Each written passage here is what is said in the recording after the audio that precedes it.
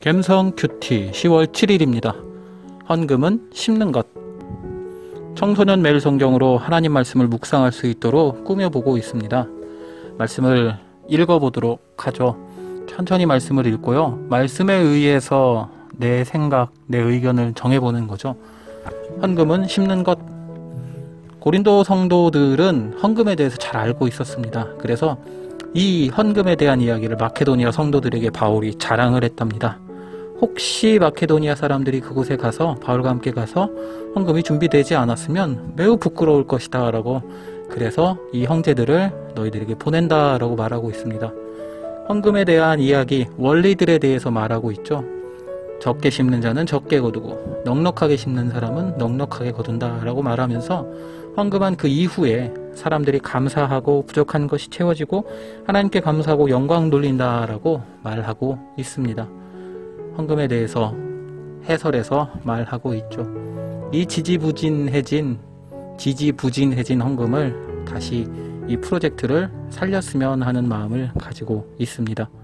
내용을 정리해봅니다. 노트 4,500원짜리 노트 많이 썼습니다. 10월 7일 수요일 헌금은 심는 것. 고린도후서 9장 1절에서 15절까지의 말씀입니다. 내용입니다. 고린도 교회에서 헌금을 위해서 자원했다라고 말하고 있죠. 그래서 그들은 이 헌금에 대해서, 섬김에 대해서 잘 알고 있고, 너희들을 위해서 그 예루살렘 지역, 유대 지역의 그 부족함을 위해서 헌금하고 있다는 사실을 마케도니아 교회에게 자랑했다고 합니다. 그래서 그것을 보여달라고 말하고 있죠. 만일 고린도 교회에 방문했을 때 헌금이 준비가 되지 않았으면 바울과 고린도 교회는 매우 부끄러울 것이다. 그러기 위해서 어제 나왔던 자진 형제, 칭찬 형제, 열심 형제를 보냅니다 라고 말하고 있습니다. 그리고 헌금의 원리에 대해서 말하고 있죠. 적게 심는 자는 적게 거두고 넉넉히 심는 자는 넉넉히 거둔다 라고, 스스로의 결정으로 억지로 하지 말라고, 흔쾌히 내는 자를 하나님께서는 사랑한다 라고 말하고 있습니다.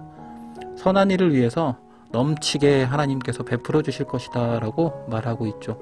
헌금을 한 그 이후에 어떻게 될 것이냐, 여러분들은 넉넉히 다시 헌금할 수 있게 부유하게 될 것입니다. 그리고 많은 사람들이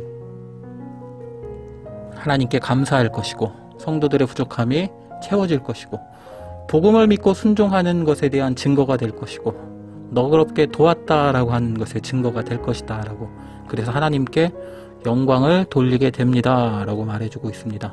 그리고 성도들이 애정으로 기도한다 라고 말하고 있죠. 헌금을 해야겠습니다.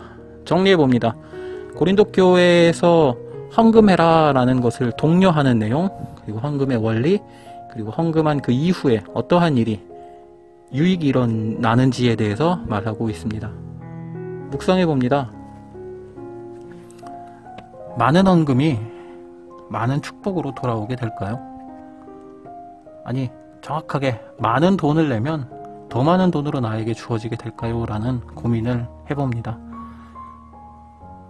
돈으로 다시 돌아오는 게 아니라 바울이 인용한 성경의 말씀에서는 의의 열매로, 의의 지속으로 돌아온다고 말하고 있죠.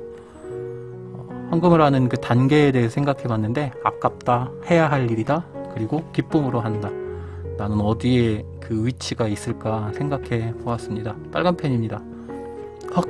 마케도니아에게 자랑을 했답니다. 그래서 부끄럽지 않으려면 헌금을 해야 된다라고 말하고 있죠.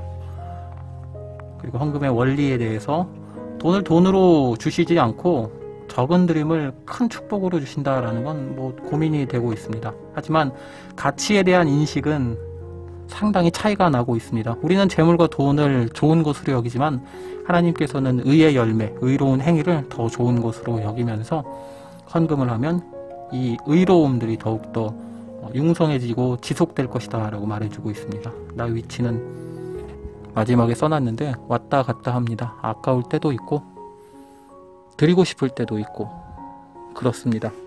오늘은 여기까지입니다.